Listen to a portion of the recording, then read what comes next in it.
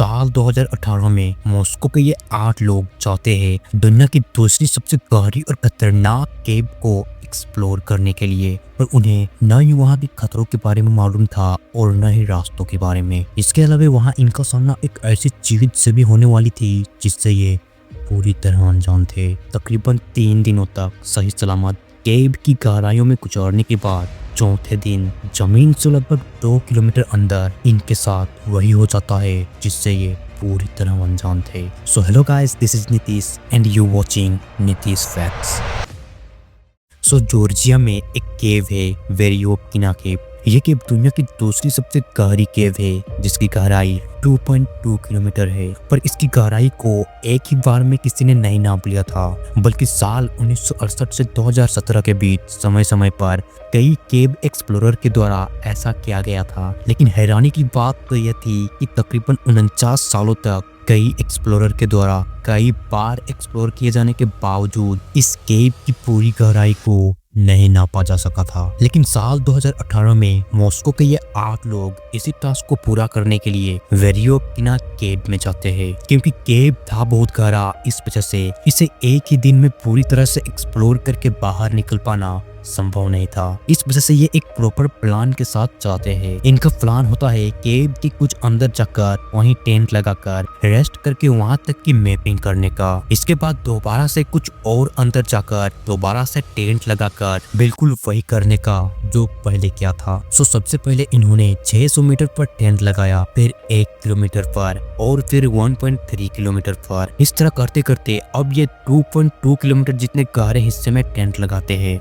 2 kilometre जितने गहरे हिस्से तक पहुंचकर वहां टेंट लगाकर मैपिंग करने में इनका टोटल 3 दिन गुजर जाता है। और दोबारा से ये और अंदर जाने से पहले टेंट में रेस्ट कर ही रहे थे कि अचानक केव में पानी भरने लगता है, क्योंकि रोमन जेनरेव और नतालिया सिजिकोवा को वापस घर जाने के लिए फ्लाइट पकड़ना था। इस वजह से ये केव से बाहर निकलने लगते हैं और जब ये केव के आधे रास्ते तक आ चुके होते हैं तभी उन्हें कुछ हलचल सुनाई देती है। जब वे गौर से सुनते हैं तो उन्हें पता चलता है कि कहीं से पानी बहुत ही तेज रफ्तार में उनकी ओर आ रही है। वे फौरन बाकी 6 मेंबर्स को जो अब भी टेंट में ही रुके हुए थे को खबर करते हैं और फौरन वहां से निकलने को कहते हैं। आधे घंटे बाद रॉबिन्सन, जो कि नेशनल ज्योग्राफिक टीम के फोटोग्राफर थे और इस टीम के मेंबर भी थे, टेंट के बाहर इन्हें भी वही आवाज सुनाई दी जो कुछ देर पहले रोमन जेनरेव और नतालिया सिजिकोवा को सुनाई दिया था। रॉबिन्सन कुछ सोच पाए इतने में उसके पैरों तक पानी पहुंच जाता है। वो घबराकर टेंट के अंदर जाता है और अपने दोस्तों को बोलता है, हमें फौरन यहाँ से बाहर निकलना होगा, नहीं तो हम मारे जाएंगे। इतना बोलते ही पानी टेंट में घुस जाता है और वहाँ मौजूद सभी लोग बिना कुछ सोचे समझे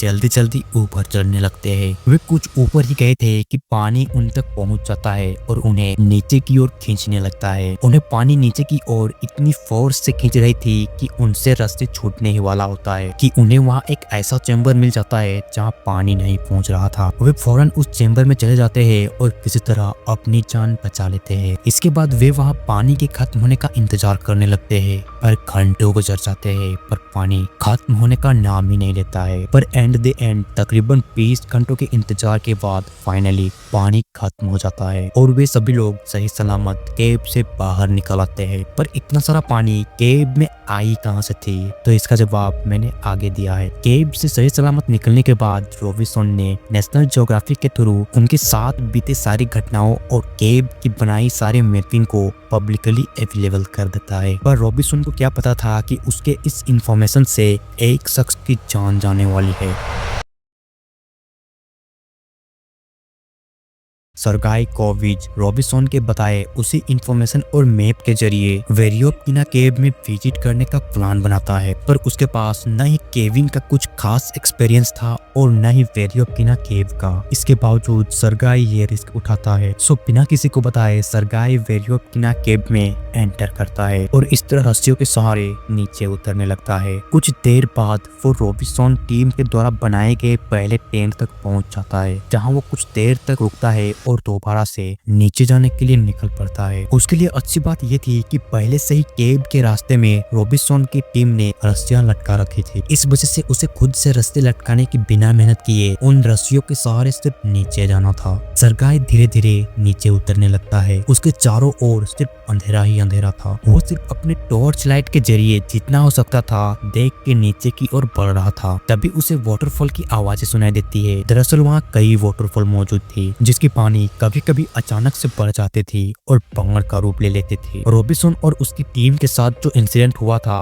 वो इसी कारण हुआ था। खैर सरगाई नीचे एक चैम्बर तक पहुंच जाता है, पर इस दौरान उससे एक बहुत बड़ी भूल हो जाती है। वो जैसे ही चैम्बर में उतरता है तभी वो देखता है कि वो अपना फुटरेज ऊपर ही भूल आया है। दरअसल फुटरेज वो चीज होती है जिसके जरिए रस्सी में ऊपर चढ़ा जाता है। कुछ इस तरह से फुटरेज में अपना पैर रखकर रस्सी में ऊपर चढ़ा जाता है। खैर सरगाई बिना फुटरेज के चैम्बर से रस्सी के सहारे ऊपर चढ़ने की कोशिश करता है। वो कुछ ऊपर चढ़ता भी है पर फिसल कर नीचे गिर जाता है। वो दोबारा से ट्राई करता है पर नतीजा वही होता है। वो कई बार ट्राई करता है पर हर बार वो फिसल कर नीचे ही गिर जाता है। इस समय तक सरगाई को ये समझ में आ चुका था कि बिना फुटरेज के उसका ऊपर चढ़ना तकरीबन नामुमकिन है। तो वो अपने आसपास कुछ ऐसी चीजों की तलाश करने लगता है जिससे कि वो ऊपर चढ़ सके। थोड़ी खोजने के बाद उसे वहाँ रॉबिन्सन और उसकी टीम के द्वारा बनाई गई एक और टेंट देखने को मिलता है। वो भागकर टेंट में घुसता है जहाँ उसे खाने के कुछ सामान, एक गैस हीटर और कुछ सामान बिखरे पड़े मिलते हैं, पर वहाँ उसे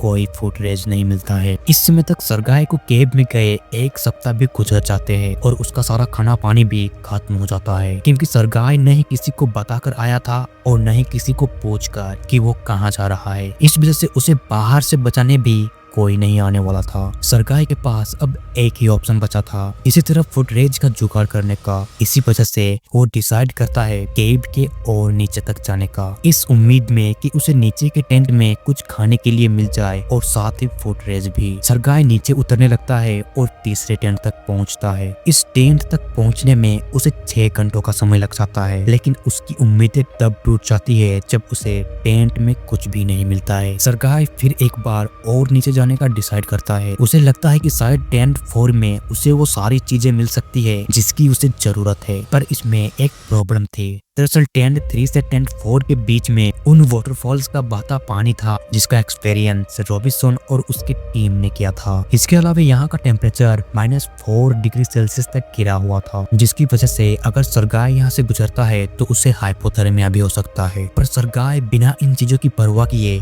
नीचे उतरने लगता है। नीचे उतरने के दौरान उसका पूरा बॉडी बर्फीले पानी में भीग रहा होता है। इसके बाद किसी को कुछ नहीं पता कि आखिर सरगाई कोविज के साथ आगे हुआ क्या।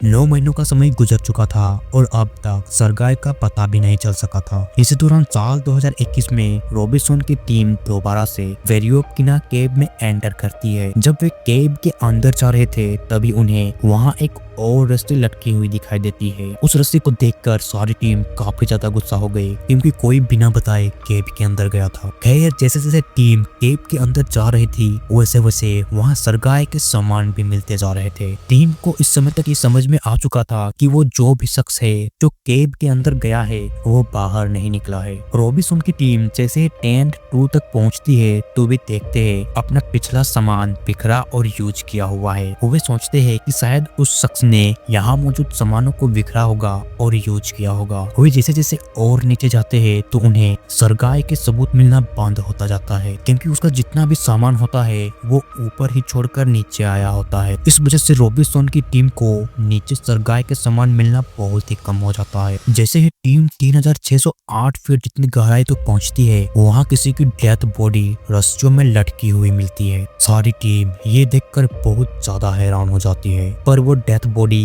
किसी और की नहीं बल्कि सरगाई कोविज की होती है। रॉबिन्सन की टीम ने डेथ बॉडीज का पता उसके फोन से लगाते हैं। उसके फोन से पता चलता है कि ये शख्स सरगाई कोविज है, जो कि 9 महीनों पहले ही अपने घर से गायब हो चुका है। जब इस बात का पता सरगाई के फैमिली वालों को चलता है कि सरगाई कोविज की केव में मौत हो चुकी है तो उसकी पत्नी टीम से रिक्वेस्ट करती है कि उसके पति की डेथ बॉडी को किसी तरह केव से बाहर निकाल दे। पर सरगाई की डेथ बॉडी को ऑफिस में बाहर निकल पाना इम्पॉसिबल था। इस वजह से 100 लोगों की एक टीम केव के अंदर जाती है और सरगाई की बॉडी को कई टुकड़ों में बांट देती है, जिसका परमिशन उसकी पत्नी ने ही नहीं दिया था। और उन टुकड़ों को वे लोग एक एक कर बाहर लाते हैं और सरगाई की पत्नी को सौंप देते हैं। इसके बाद सरगाई की पत्नी सरगाई की डेथ बॉडी का अच्छे से फ्यूनरल करती है। सो गाइस, ये स्टोरी आपको कैसी लगी प्लीज कमेंट में जरूर बताना। और अगर आपने वीडियो को यहाँ तक देखा तो आपका बहुत बहुत धन्यवाद।